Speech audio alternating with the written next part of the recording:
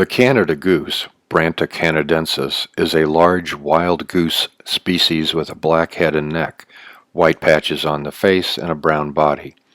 Native to Arctic and temperate regions of North America, its migration occasionally reaches northern Europe. It has been introduced to the United Kingdom, New Zealand, Argentina, Chile, and the Falkland Islands. Like most geese, the Canada goose is primarily herbivorous and normally migratory. It tends to be found on or close to fresh water. Extremely successful at living in human-altered areas, Canada geese have proven able to establish breeding colonies in urban and cultivated areas, which provide food and few natural predators, and are well known as a common park species. Their success has led them to often being considered a pest species because of their depredation of crops and issues with their noise, droppings, aggressive territorial behavior, and habit of begging for food, especially in their introduced range.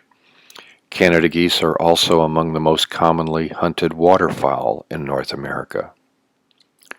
Standing 30 to 43 inches tall and weighing up to 20 pounds, they live an average of 24 years. Their wingspan can reach nearly 6 feet. Canada geese fly at an average speed of about 40 miles per hour when migrating, but may increase their speed to 70 miles per hour if they catch a strong tailwind. Migrations can be as long as 2,000 to 3,000 miles, and the geese are capable of flying up to 1,500 miles in a single day if the weather is good.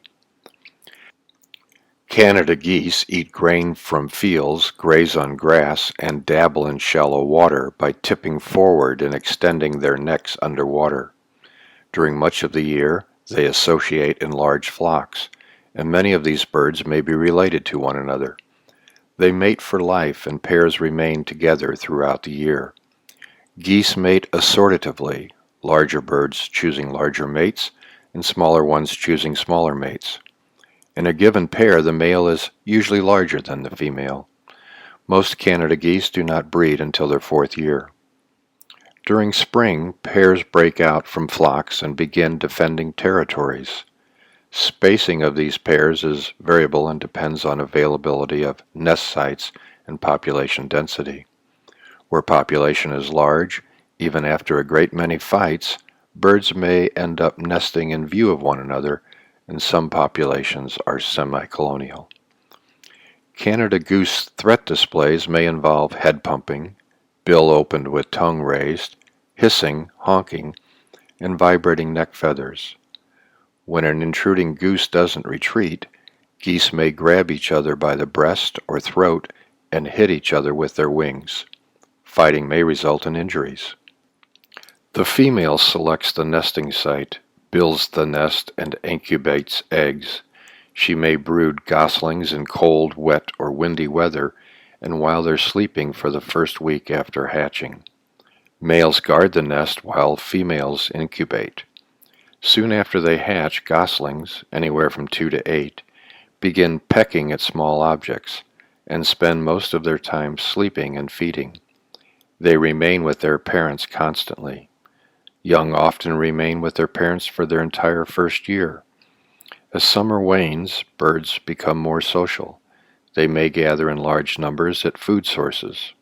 Where food is limited and patchy, they may compete with displays and fights. Migrating flocks generally include loose aggregations of family groups and individuals in both spring and fall. Flights usually begin at dusk, and birds fly both night and day. They move in a familiar V formation, with experienced individuals taking turns leading the flock. The Canada goose is at once ubiquitous and iconic, splendid in size and strength, and a delight to photographers.